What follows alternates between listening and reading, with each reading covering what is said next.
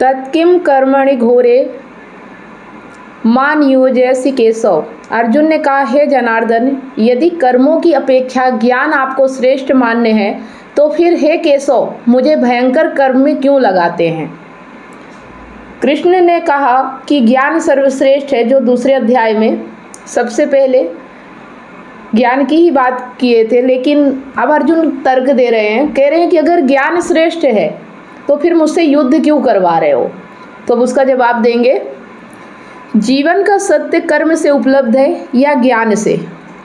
ठीक है, मतलब सत्य कैसे मिलता है, ज्ञान से या कर्म से। यदि कर्म से उपलब्ध है तो उसका अर्थ होगा कि वह हमें आज नहीं मिला हुआ है, श्रम करने से कल मिल सकता है ना। अगर कर्म करने से ज्ञान मिले तो इसका मतलब है कि जब हम कर्म करेंगे फिर उसका परिणाम आएगा, तब हमें समझ में आएगा। लेकिन अगर ज्ञान से उपलब्ध होता है ना तो तुरंत उपलब्ध हो जाता है। तो यदि कर्म से उपलब्ध होगा तो उसका अर्थ है वह हमारा स्वभाव नहीं है, अर्जित वस्तु है।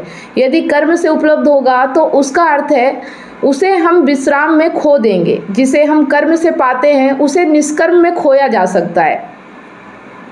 निश्चित ही जीवन का सत्य ऐसी कोई वस्तु नहीं है जो कर्म करने से मिलेगा। जीवन का सत्य मिला ही हुआ है, उसे हमने कभी खोया नहीं है। उसे हम चाहें तो भी खो नहीं सकते हैं। हमारे प्राणों का प्राण वही है। बात समझ में आ रही है कि सत्य को हमें खोजना नहीं है, सत्य को किसी कर्म से मिलेगा नहीं, सत्य तो है। ठीक है, सत्य कहीं खोया नहीं है कि जिसे ढूंढना पड़ेगा, बस हमें झूठ को समझना पड़ेगा, है ना। सत्य है, अगर हमने झूठ को हटा दिया तो सत्य अपने आप है। जैसे कि हम उदाहरण के लिए समझते हैं कि कोई चीज़ हमें पता है, अब हम वो किसी को नहीं बताना चाहते तो हम झूठ बोलते हैं। तो सत्य तो पहले ही है, लेकिन हम दूसरों से जो झूठ बोल रहे हैं अगर उसको हम छोड़ दें तो सत्य अपने आप पता चल जाता है ना। तो सत्य तो रहता ही है, हम झूठ का नकाब ओढ़ लेते हैं जिसकी वजह से हमें सत्य दिखाई नहीं देता। निश्चित ही जीवन का सत्य ऐसी कोई वस्तु नहीं जो कर्म करने से मिलेगा। ठीक है, फिर हमने खोया क्या है, हमने सिर्फ उसकी स्मृति खोई है, मतलब उसकी याद खोई है। हमें पता नहीं है कि हमारे पास सत्य है, हम सत्य ही है, उसकी सुरति खोई है। हम केवल जो है हमारे पास मौजूद उसे जान नहीं पा रहे।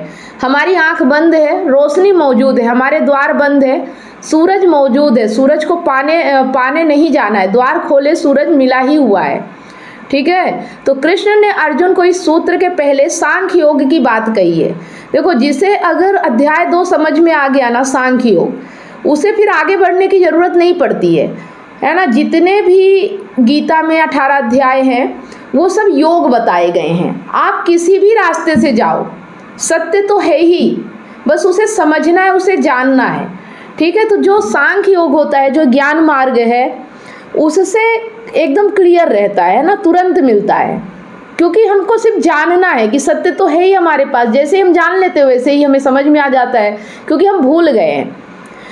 कृष्ण ने कहा, जो पाने जैसा है वह मिला ही हुआ है, जो जानने जैसा है वह निकट से भी निकट है, उसने हमें कभी खोया नहीं है, वह हमारा स्वरूप है। तो अर्जुन पूछ रहा है, यदि जो जानने योग्य है, जो पाने योग्य है, वह मिला ही हुआ है। जैसे हम लोग पूछते हैं ना सवाल, वैसे अर्जुन भी कृष्ण से सवाल कर रहे हैं, है ना। अपने आप को अर्जुन की जगह रखिए और इस ज्ञान को कृष्ण की जगह रखिए, है ना।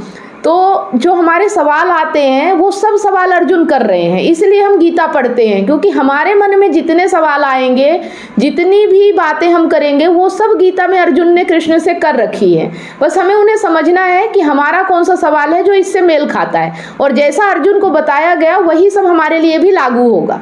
ठीक है, तो यदि जीवन की मुक्ति और जीवन का आनंद मात्र ज्ञान पर निर्भर है तो मुझ गरीब को इस महाकर्म में क्यों धक्का दे रहे हैं।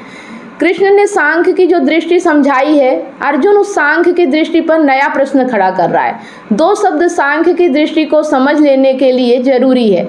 दुनिया में सारे जगत में मनुष्य जाति ने जितना चिंतन किया है उसे 2 धाराओं में बांटा जा सकता है। सच तो यह है कि बस 2 ही प्रकार के चिंतन पृथ्वी पर हुए हैं। शेष सारे चिंतन कहीं न कहीं उन 2 श्रृंखलाओं में बंध जाते हैं।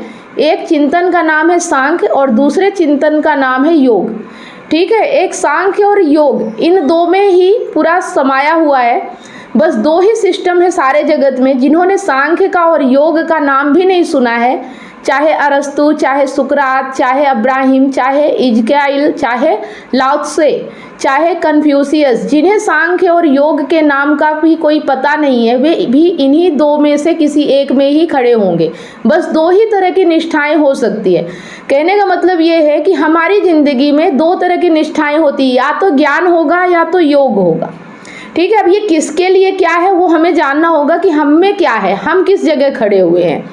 तो यहाँ पे जितने लेखक हैं, जितने दार्शनिक हैं, उनके नाम बताए गए हैं कि अब्राहिम है, इजकाइल है, चाहे लाओ त्से है, जो भी हैं, इजकाइल है, कन्फ्यूशियस है, ये सब आध्यात्मिक रास्ते पे ही चले हैं। बस सब ने अपने अपने तरीके से सत्य को जाना है, समझा है।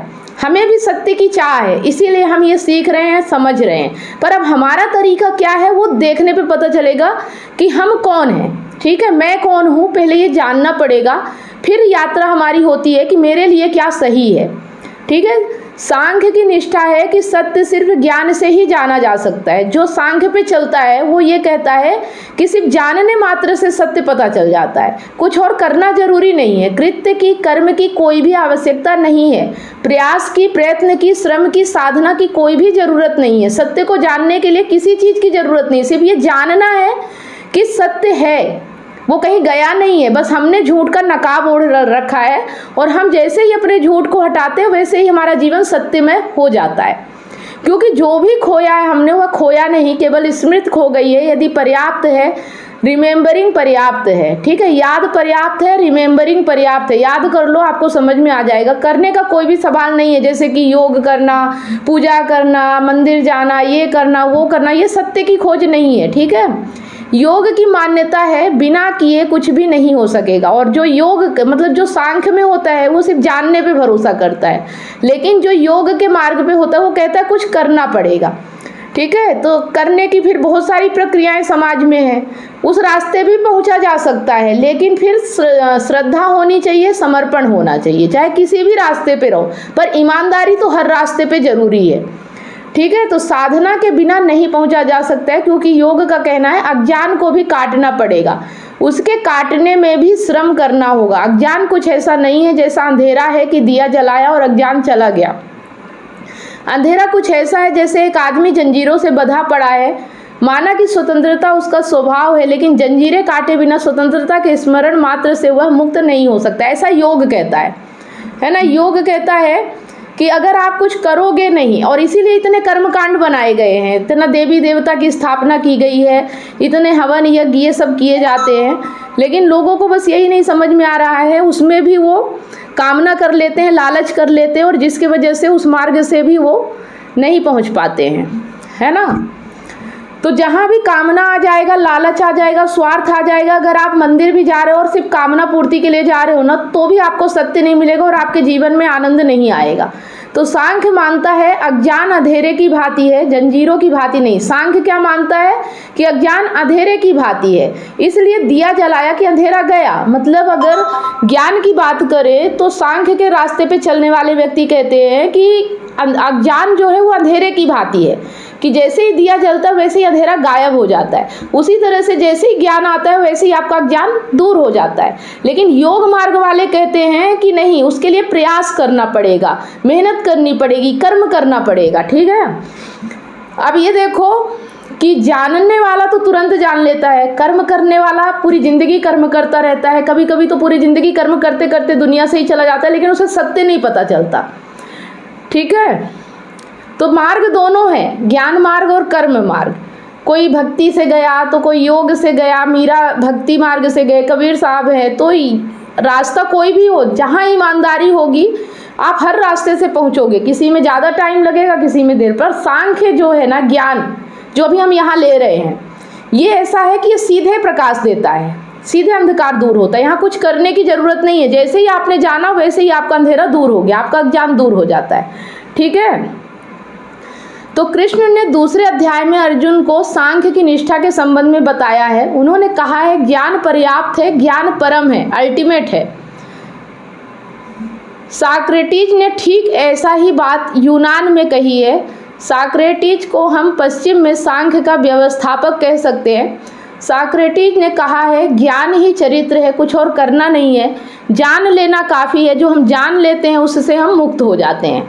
अगर हम किसी भी चीज़ के बारे में जान लें उससे मुक्त हो, कहीं भी हमारा बंधन है, कुछ भी है, अगर हम उसे जान लेते हैं तो हम उससे मुक्त हो जाते हैं। ठीक है, तो कृष्णमूर्ति जो भी कहते हैं वह सांख्य की निष्ठा है। वह निष्ठा यह है कि जानना काफ़ी है, to know the false as false is enough. गलत को गलत जान लेना काफ़ी है, फिर कुछ और करना नहीं पड़ेगा, वह तत्काल गिर जाएगा। अगर आपने जान लिया कि आप जो भी कर रहे हो या आपके साथ जो भी हो रहा है वो गलत है, तो अब आगे वो नहीं हो पाएगा, समझ रहे हैं। तो जान लेना काफ़ी होता है, लेकिन जो व्यक्ति इस राह पे नहीं चल पा रहे हैं, जिन्हें ज्ञान नहीं समझ में आ रहा, फिर उनके लिए योग देखना पड़ता है। तो योग की भी जो मार्ग है ना, योग का भी, वो भी आपको सत्य तक ही ले जाता है। ऐसा नहीं है आप किसी भी रास्ते से चलोगे तो सत्य तक तो पहुंचना ही है, क्योंकि सत्य तो है ही, आप रास्ता भटक गए हो, आपको नहीं समझ में आ रहा है ना। तो कुंद ने समय सार में जो कहा है वह सांख्य की निष्ठा है। ज्ञान अपने आप में पूर्ण है, किसी कर्म की कोई ज़रूरत नहीं है। अर्जुन पूछ रहा है कि यदि ऐसा है कि ज्ञान काफ़ी है तो मुझे इस भयंकर युद्ध के कर्म में उतरने के लिए आप क्यों कहते हैं? तो मैं जाऊं, कर्म को छोड़ूं और ज्ञान में लीन हो जाऊं? यदि ज्ञान ही पाने जैसा है तो फिर मुझे ज्ञान के मार्ग पर ही जाने दें। अर्जुन भागना चाहता है। देखो, अर्जुन को ज्ञान समझ में नहीं आ रहा है, अर्जुन को तो बस युद्ध से भागना है, युद्ध नहीं करना है। अगर ज्ञान समझ में आ जाए तब तो ठीक है, लेकिन अर्जुन को तो बहाना चाहिए कि अगर आप कह रहे हो कि ज्ञान श्रेष्ठ है तो फिर युद्ध क्यों करवा रहे हो। मतलब उनका पूरा फोकस किस में है? युद्ध से भागने में।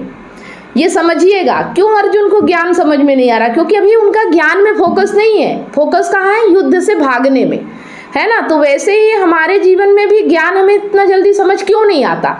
इसका रीजन ये है कि हम जहाँ भी फंसे हुए हैं ना, तो हमारा पूरा फोकस वहाँ पे रहता है, ज्ञान जो बताया जा रहा है उस पर हमारा फोकस ही नहीं जाता। तो इसीलिए हमें टाइम लगता है। अगर ये चीज़ हमें समझ में आ जाए ना तो 1 मिनट नहीं लगता है सत्य को जानने में, ठीक है। वो पल कब आएगा पता नहीं, ऐसे नहीं होता है। जानते जानते समझते समझते कब आपकी बुद्धि ऐसी हो जाएगी कि एक पल 1 मिनट में आप समझ जाओगे। अगर आप समझ जाओ तब तो इतनी लंबी यात्रा करने की ज़रूरत ही नहीं है। 1 मिनट में आपको समझ में आ गया कि सत्य और झूठ क्या है, दुनियादारी क्या है, समाज क्या है, मुझे क्या करना है, मैं कौन हूँ, तो फिर ज़्यादा जानने की, ज़्यादा सीखने की ज़रूरत ही नहीं है ना। ये पूरा ज्ञान आपके झूठ को हटाने के लिए है। और यह बात समझ लेना ज़रूरी है कि हम अपने प्रत्येक काम के लिए तर्क जुटा लेते हैं। अर्जुन को ज्ञान से कोई प्रयोजन नहीं, अर्जुन को सांख्य से कोई भी प्रयोजन नहीं, अर्जुन को आत्मज्ञान की कोई अभी जिज्ञासा पैदा नहीं हो गई है। अर्जुन का प्रयोजन इतनी सी बात से है कि सामने जो युद्ध का विस्तार दिखाई पड़ रहा है उससे वह भयभीत हो गया है, वह डर गया है, लेकिन वह यह स्वीकार करने को राजी नहीं कि मैं भय के कारण हटना चाहता हूँ, है ना। मतलब इसलिए नहीं हटना चाह रहा कि उसे ज्ञान मिल गया है, वो इसलिए हटना चाह रहा है कि उसे डर है युद्ध में कि मुझे मेरे अपनों का खून बहाना पड़ेगा, मोह है, बहुत सारी चीज़ें हैं, सामाजिकता है, नैतिकता है, मेरी पत्नी का क्या होगा, बच्चे वर्ण संकर पैदा होंगे तो फिर पूर्वजों का क्या होगा, ये सब बहुत सारे उनकी मानसिकता है। और इस वजह से उन्हें ज्ञान नहीं समझ में आ रहा, लेकिन ज्ञान का बहाना लेके वो युद्ध को छोड़ना चाह रहे हैं, है ना, युद्ध को टालना चाह रहे हैं। तो हम में से कोई भी कभी स्वीकार नहीं करता कि हम भय के कारण हटते हैं। अगर हम भय के कारण भी हटते हैं तो हम और कारण खोज करके रेशनलाइजेशन करते हैं। अगर हम भय के कारण भी भागते हैं तो हम यह मानने को भी राजी नहीं होते कि हम भय के कारण भाग रहे हैं, हम कुछ और कारण खोज लेते हैं। अर्जुन कह रहा है यदि ज्ञान बिना कर्म के मिलता है तो मुझे फिर कर्म में धक्का क्यों देते हैं। ज्ञान पाने के लिए अगर अर्जुन यह कहे तो कृष्ण पहले आदमी होंगे जो उससे राजी हो जाएंगे। अगर ये बात अर्जुन ज्ञान के लिए कहे तब तो कोई दिक्कत नहीं है, लेकिन अगर वो डर के और भय के कारण कह रहा है इसलिए दिक्कत है, इसलिए गीता 18 अध्याय तक कहनी पड़ी, है ना। और ऐसे ही जब आप सवाल करते हो ना तो ये देखो कि ये सवाल आप क्यों कर रहे हो, कहाँ से डरे हुए हो, कहाँ से भय है, क्योंकि कहीं ना कहीं तो आप डरे हुए हो, कहीं ना कहीं भय है, तभी तो तर्क दे रहे हो। अगर ज्ञान आपको समझ में आ जाए ना तो सवाल ही खत्म हो जाए, आगे सवाल ही नहीं कर पाओगे आप, सवाल ही गिर जाएंगे आपके, है ना। तो अगर ज्ञान समझ में आ गया तब तो फिर ये पूरा संसार क्रीड़ा लगने लगेगा, खेल लगने लगेगा, फिर आप इतना सीरियस नहीं रहोगे यहाँ पे। लेकिन वह फॉल्स जस्टिफिकेशन, एक झूठा तर्क खोज रहा है। वह कह रहा है कि मुझे भागना है, मुझे निष्क्रिय होना है, और आप कहते हैं कि ज्ञान ही काफ़ी है, तो कृपा करके मुझे कर्म से भाग जाने दे। उसका जोर कर्म से भागने में, उसका जोर ज्ञान को पाने में नहीं है। यह फर्क समझ लेना एकदम जरूरी है, क्योंकि उससे ही कृष्ण जो कहेंगे आगे वह समझा जा सकता है। ठीक है, ज्ञान अगर समझ में आ जाए तब तो कोई दिक्कत नहीं, और अगर ज्ञान नहीं समझ में आ रहा और आपकी बुद्धि तर्क दे रही, तो इसका मतलब समझ जाओ कि आपका अहंकार अपने आप को बचाने की कोशिश कर रहा है। ठीक है, तो अर्जुन को जोर इस बात पर नहीं है कि ज्ञान पा ले, अर्जुन का जोर इस बात पर है कि इस कर्म से कैसे बच जाए। अगर सांख्य कहता है कि कर्म बेकार है, तो अर्जुन कहता है कि सांख्य ठीक है, मुझे जाने दो, सांख्य ठीक है। इसीलिए अर्जुन नहीं भागता है। अर्जुन को भागना है, इसलिए सांख्य ठीक मालूम पड़ता है, और इसे अपने मन में भी थोड़ा सोच लेना आवश्यक है। ठीक है, आप लोग ये अपने मन में भी समझिए, क्योंकि आप भी ऐसा ही करते हैं। जैसे कि कल बलविंदर जी सवाल कर रहे थे कि अगर हमें कर्म ही नहीं करना है, हम फिर अपने बच्चों की कैसे करेंगे, उनका भविष्य कैसे बनाएंगे। तो ये सब एक जो तर्क आता है ना, उसे समझ के करिए। अगर बिना समझे आप तर्क करोगे ना, तो आप अहंकार की चाल को नहीं समझ पाओगे। कब अहंकार आपको फंसा लेगा आपको पता भी नहीं चलता है ना। हम भी जिंदगी भर यही करते हैं, जो हमें ठीक मालूम पड़ता है वह ठीक होता है, इसलिए मालूम पड़ता है। 100 में से 99 मौके पर जो हमें करना है हम उसे ठीक बना लेते हैं। मतलब ठीक होता नहीं है, लेकिन हमें अगर करना है तो हम उसे ठीक बना लेते हैं, है ना। हमें हत्या करनी है तो हम हत्या को भी ठीक बना लेते हैं, हमें चोरी करनी है तो हम चोरी को भी ठीक बना लेते हैं, हमें बेईमानी करनी है तो हम बेईमानी को भी ठीक बना लेते हैं। हमें जो करना है वो पहले है, और हमारे तर्क केवल हमारे करने के लिए सहारे बनते हैं। तो करना है वो तो मन में आ ही गया, लेकिन अब तर्क आता है जो उसे सही साबित कर देता है कि हाँ मैं ऐसा सोच रहा हूँ, यही सही है, मुझे ऐसा ही करना चाहिए। तो फ्रायड ने अभी इस सत्य को बहुत ही प्रगाढ़ रूप से स्पष्ट किया है। फ्रायड का कहना है कि आदमी में इच्छा पहले और तर्क सदा पीछे है, वासना पहले है, दर्शन पीछे है। इसीलिए वह जो करना चाहता है उसके लिए तर्क खोज लेता है। अगर उसे शोषण करना है तो वह उसके लिए तर्क खोज लेगा, अगर उसे स्वच्छंदता चाहिए तो वह उसके लिए तर्क खोज लेगा, अगर अनैतिकता चाहिए तो वह उसके लिए तर्क खोज लेगा। आदमी की वासना पहले और तर्क केवल वासना को मजबूत करने का, स्वयं के ही सामने वासना को सिद्ध तर्क युक्त करने का काम करता है। इसीलिए फ्रायड ने कहा है कि आदमी रेशनल नहीं है, आदमी बुद्धिमान है नहीं, सिर्फ दिखाई पड़ता है। आदमी इतना बुद्धिमान है नहीं, वो सिर्फ दिखाई पड़ता है। आदमी उतना ही बुद्धिहीन है जितना पशु बुद्धिहीन कहा गया है। देखिएगा, जितने की पशु, फर्क इतना है कि पशु अपनी बुद्धिहीनता के लिए किसी फिलॉसफी व आवरण नहीं लेते। मतलब पशु जैसे वैसे रहते हैं, वो कोई आवरण नहीं ओढ़ते हैं। पशु अपनी बुद्धिमानी को सिद्ध करने के लिए कोई प्रयास नहीं करते, वे अपनी बुद्धिहीनता में जीते हैं और बुद्धिमानी का कोई तर्क का जाल खड़ा नहीं करते। आदमी ऐसा पशु है जो अपनी पशुता के लिए परमात्मा तक का सहारा खोजने की कोशिश करता है। अर्जुन यही कर रहा है। कृष्ण की आंख से बचना मुश्किल है, अन्यथा अगर सांख्य की दृष्टि अर्जुन की समझ में आ जाए कि ज्ञान ही काफ़ी है, तो अर्जुन पूछेगा नहीं कृष्ण से ऐसा एक भी सवाल। बात खत्म हो गई। वह उठेगा, नमस्कार करेगा और कहेगा जाता हूँ। जैन फकीरों को मोनेस्ट्री में, आश्रम में एक छोटा सा नियम है। जापान में जब भी कोई साधक किसी गुरु के पास ज्ञान सीखने आता है, ये ध्यान से समझिएगा, ये आप लोगों के लिए भी है, तो गुरु उसे बैठने के लिए एक चटाई दे देता है और कहता है जिस दिन बात तुम्हारी समझ में आ जाए उस दिन अपनी चटाई को गोल करके दरवाजे से बाहर निकल जाना, तो मैं समझ जाऊंगा बात समाप्त हो गई। और जब तक समझ में ना आए तब तक तुम बाहर चले जाना, चटाई तुम्हारी यहीं पड़ी रहने देना, रोज लौट आना, अपनी चटाई पर बैठना, पूछना, खोजना। जिस दिन तुम्हें लगे बात पूरी हो गई उस दिन धन्यवाद भी मत देना, क्योंकि जिस दिन ज्ञान हो जाता है कौन किसको धन्यवाद दे, कौन गुरु कौन शिष्य। और जिस दिन ज्ञान हो जाता है उस दिन कौन कहे कि मुझे ज्ञान हो गया, क्योंकि मैं भी तो नहीं बचता। तो उस दिन तुम अपनी चटाई गोल करके चले जाना, मैं समझ लूँगा कि बात पूरी हो गई। अगर अर्जुन को सांख्य समझ में आ गया हो तो वह चटाई गोल करेगा और चला जाएगा। उसकी समझ में कुछ आया नहीं है। हाँ, उसे एक बात समझ में आई कि मैं जो पलायन करना चाहता हूँ कृष्ण से ही उसकी दलील मिल रही है। कृष्ण कहते हैं ज्ञान ही काफ़ी है, ऐसी सांख्य की निष्ठा है, और सांख्य की निष्ठा परम निष्ठा है, श्रेष्ठतम जो मनुष्य सोच सका है आज तक। वे सांख्य के सार सूत्र हैं, क्योंकि ज्ञान अगर सच में ही घटित हो जाए तो जिंदगी में कुछ भी करने को शेष नहीं रह जाता है, फिर कुछ भी ज्ञान के प्रतिकूल करना असंभव है। लेकिन तब अर्जुन को पूछने की जरूरत ना रहेगी, बात समाप्त हो जाती है। लेकिन वह पूछता है कि हे कृष्ण, आप कहते हैं ज्ञान ही परम है, तो फिर मुझे इस युद्ध की झंझट में, इस कर्म में क्यों डालते हैं? अगर उसे ज्ञान ही हो जाए तो युद्ध झंझट ना होगा, है ना। इसके आगे फिर आगे करेंगे। तो बात समझ में आ रही है कि अगर ज्ञान हो जाए ना, तो हम जिस परेशानी की बात कर रहे हैं वो परेशानी फिर हमें परेशानी लगेगी नहीं, है ना।